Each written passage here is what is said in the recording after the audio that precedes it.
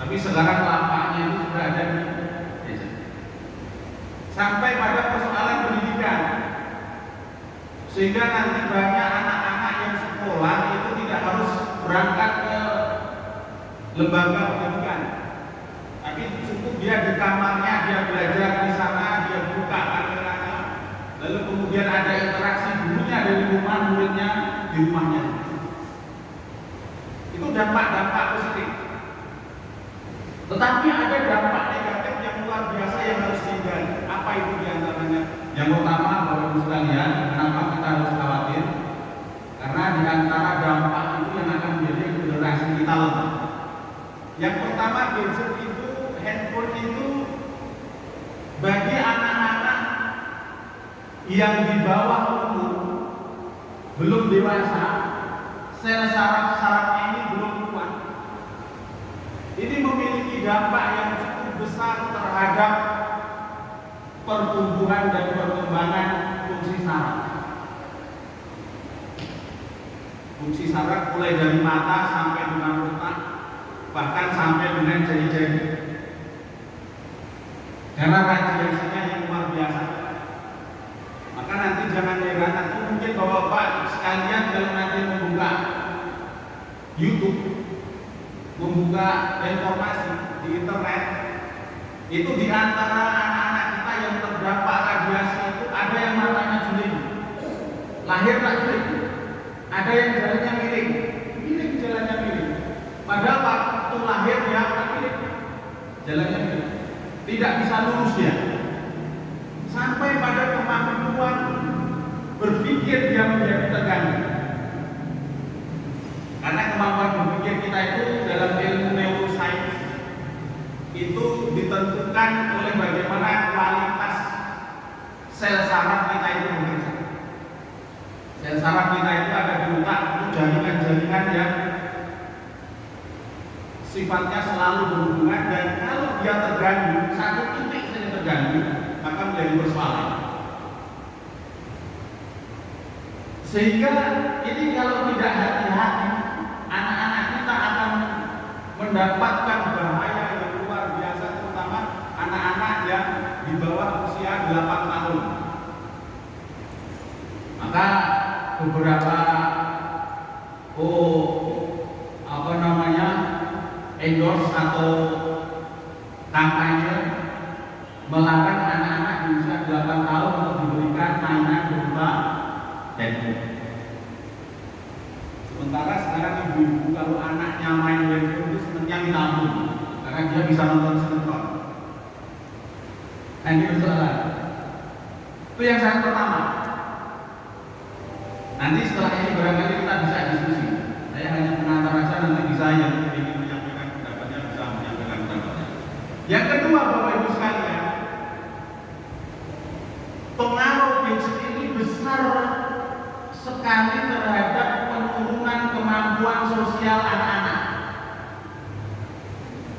Dulu anak kita itu bermain bersama dengan kawannya, ngomong dengan kawannya, bertengkar dengan kawannya, berdebat dengan kawannya, teriak-teriak dengan kawannya, bertengkar dengan kawannya. Dulu kita merasa itu persoalan.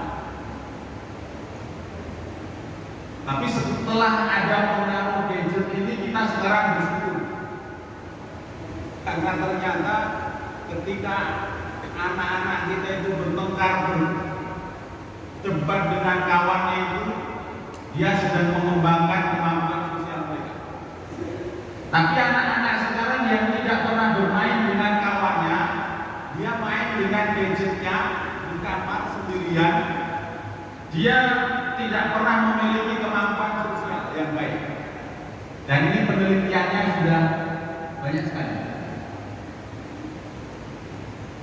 Jadi anak-anak kita sekarang tidak mampu bagaimana membangun relasi pertemanan. Sebab dia cukup di kamar asik dengan bermain sendiri dengan gadgetnya. Padahal dalam kehidupan membangun hubungan relasi pertemanan itu penting sekali. Kita berdagang aja harus pandai menawarkan barang. Kalau ditawar, bagaimana kita menjawabnya? Kalau pelanggannya tidak tertarik dengan barangnya, bagaimana supaya dia tertarik dengan barangnya? Tapi anak-anak kita yang sekarang main gadget, kemampuan itu hilang. Kemampuan itu menjadi sangat terbatas karena anak-anak kita tidak pernah mampu berkomunikasi. Sebab dia cukup menikmati tanpa ngomong, dia bisa pilih tontonan-tontonan di gadget dia, mana yang dia sukai dia lanjutkan, yang tidak sukai dia buang. Dan ini ternyata memiliki pengaruh dampak yang luar biasa terhadap perkembangan kemampuan sosial dari anak-anak. Maka tidak heran anak-anak kita sekarang rata-rata adalah anak-anak yang tumbuh menjadi anak yang apatis terhadap lingkungan. Coba nanti tengok anak-anak kita yang usia 20 tahun ke bawah di lingkungan masyarakat kita atau di lingkungan keluarga kita. Dulu kalau anak-anak kita ada sampah di samping dia, isinya, segera dia ambil sampahnya. Sekarang jangankan sampah, ada orang jatuh Pak.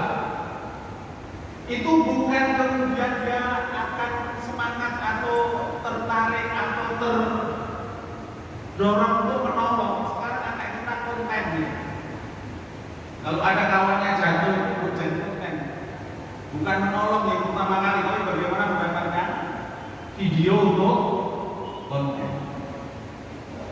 Ini kalau terjadi perkembangan ini luar biasa.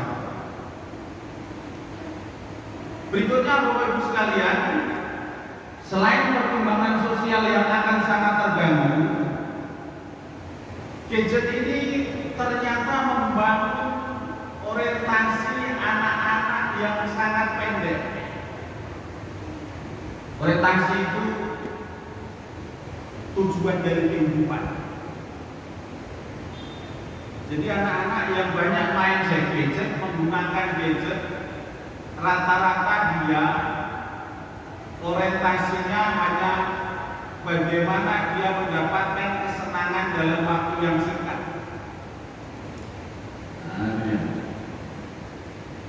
Kenapa itu bisa terjadi? Karena terbangun dari sebuah kebiasaan. Ya kalau nonton itu paling hanya 5 detik atau sampai 10 detik. Kalau dia bosan 5 detik atau 10 detik tidak menyenangkan, langsung tontonannya itu digeser, di skip. Baru kalau 5 detik atau 10 detik itu menurut dia menarik, baru dia tonton. Ini ternyata berpengaruh nanti ke gaya kerja. Mungkin ini diantara kita ada yang pernah menerima karyawan yang usia Gen Z itu generasi Z. Generasi Z itu sekarang yang usianya 18 tahun. Saya mendapat banyak informasi dari para pelaku bisnis yang ketika dia menerima anak usia Gen Z itu kecenderungan untuk resign itu mengundurkan diri dari pekerjaan itu sampai pada angka 80%. Jadi anak Gen Z itu kalau kerja dia tidak bisa tahan lama. Pertama asik, dia bisa menikmati, tetapi namanya pekerjaan selalu ada sesuatu yang menyulitkan, sesuatu yang kadang-kadang menekan, sesuatu yang kadang-kadang kita diberikan target. Anak Gen Z tidak suka. dia berada pada kondisi yang dia tidak sukai, maka dengan sangat mudah dia resign. Dia keluar dari pekerjaannya. Dan tentu ini bagi pelaku usaha ini sangat luar biasa. Akhirnya pelaku usaha sekarang banyak yang mengalami kebingungan kemana lagi mencari tenaga kerja. Sebab tenaga kerja dari anak-anak Gen Z yang sekarang harusnya produktif itu adalah menjadi generasi yang amat sangat sulit untuk dipahami.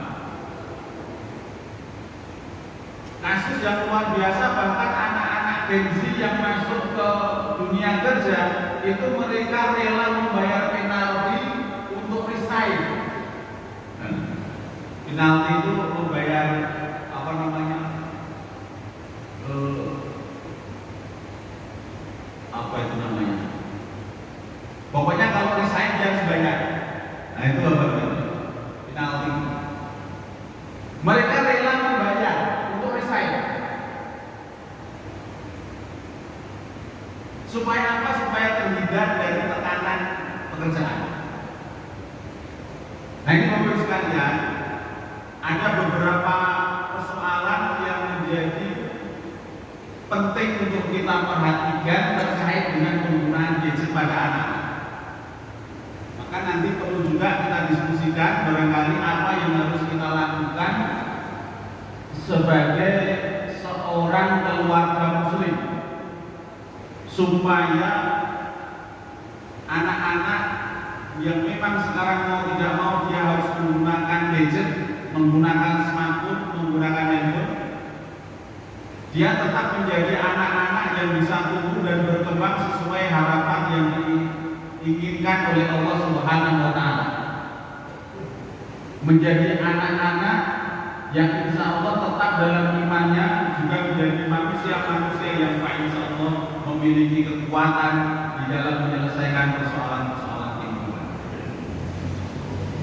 Sesi hari ini barangkali kita batasi sampai pada poin ini, yakni gangguan dan bahaya gadget.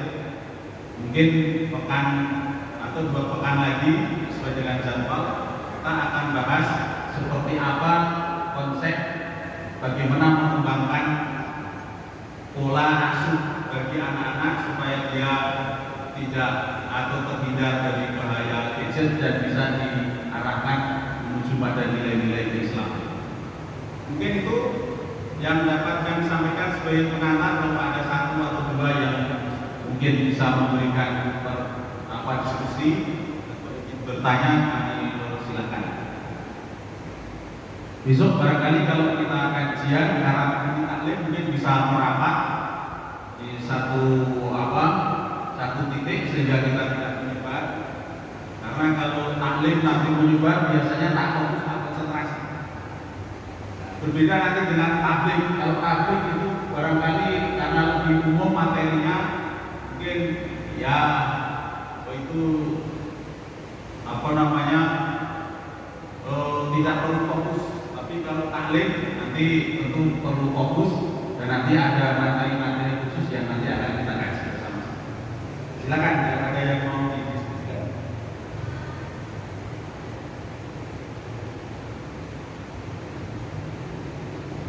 Kalau tidak ada, barangkali kita cukupkan sampai di sini. Insyaallah ini sebagai istiqomah aja dulu.